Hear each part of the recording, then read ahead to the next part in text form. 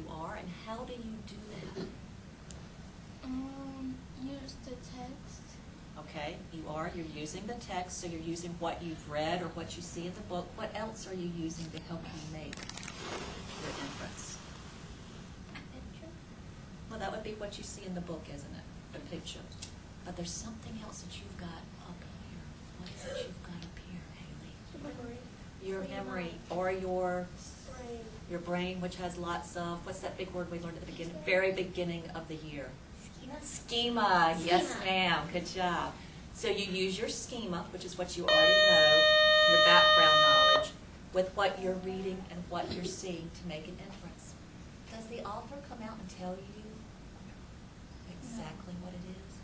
No. That's why it's called an inference. The author wants you to figure it out or to infer it. Okay?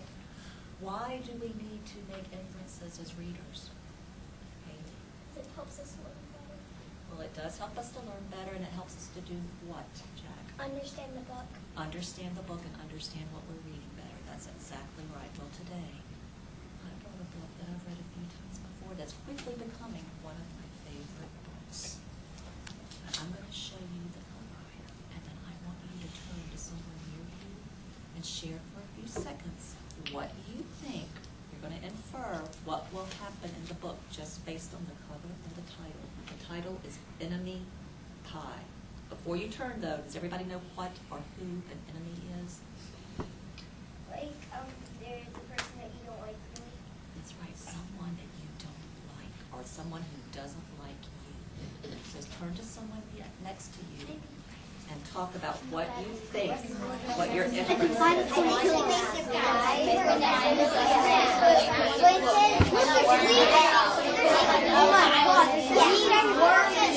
changed and is now my friend. I don't know. But I'm looking, I see earthworms and leaves and all disgusting things. And rocks. Dirt. It should have been a perfect summer. My dad helped me build a tree house in our backyard. My sister was at camp for 3 whole weeks, and I was on the side. Now I want you to try to talk to your partner again. But this time, listen to your question. What was the boy thinking when his dad pulled out this recipe? Okay,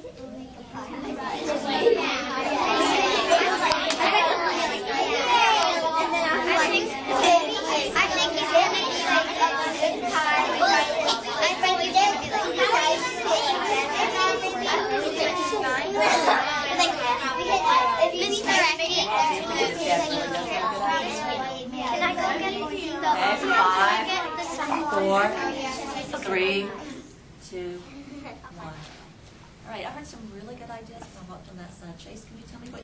So he doesn't really want to. Okay, so he's scared and he doesn't really want to. Kira? But he thought is that maybe he's thinking, well, maybe if I do this, I might even be able to become friends, and I might not even need the pie. Okay, maybe. Me and my two partners thought that he was like really nervous about it because he didn't really want it to happen. But then we thought the dad was probably going to trick him, spend the whole day with him so that they could become friends. Okay, so you're starting to think that maybe the dad's trying to trick him and he's up to something? Okay. We thought that he would be scared and anxious, but also confident because he thought that his enemy would be gone. Okay. And why do you think he might feel that way? Well, because he feels scared because of what Jeremy Ross has been doing to him, but also he feels confident because he knows that his enemy is going to go away just after today.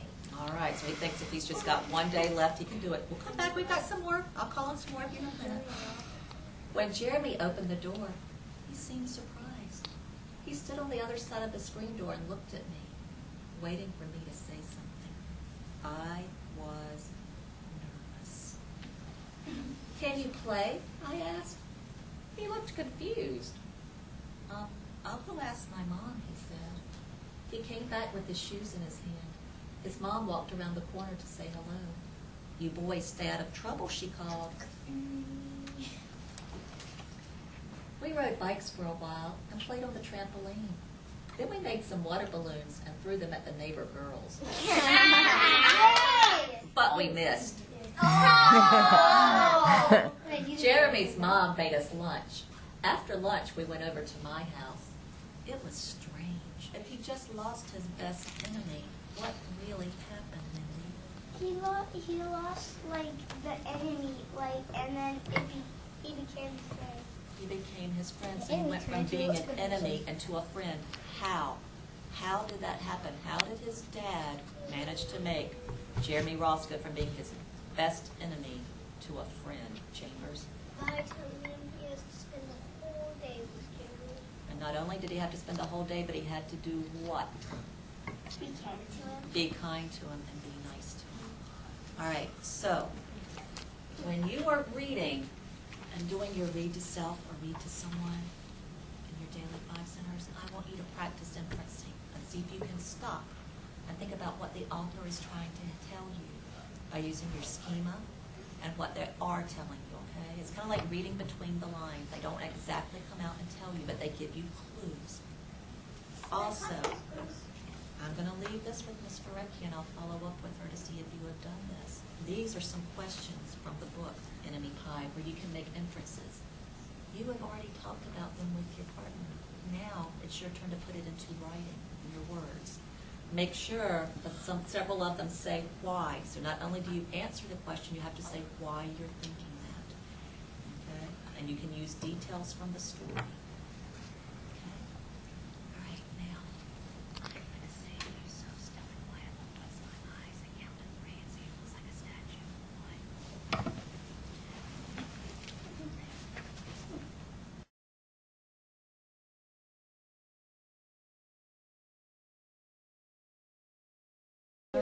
Like get rid of my enemies, like will their hair come off? You're right. And so during the story that we read, we made what? What was that big word we were working on? Remember? Inferences. Okay, what are inferences? Do you remember? How do you make one? Like where you go back and do like comments. Yes.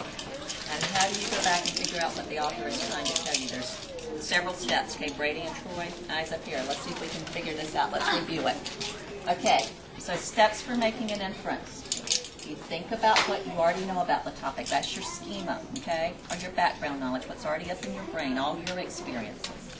You look for clues in the text or, as you told me, pictures, okay?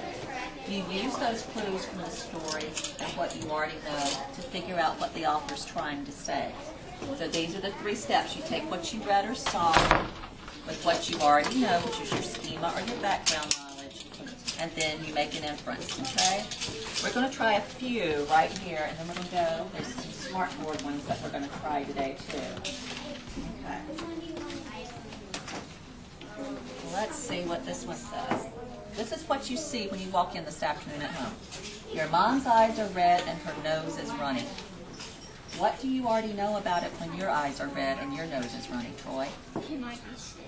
She might be sick, but what do you know about you when your eyes are red and your nose are running? You are? I'm sick. Okay, so I'm sick, or you might have a what? A flu? Flu or a cold or a fever. I'm sick or I have a cold.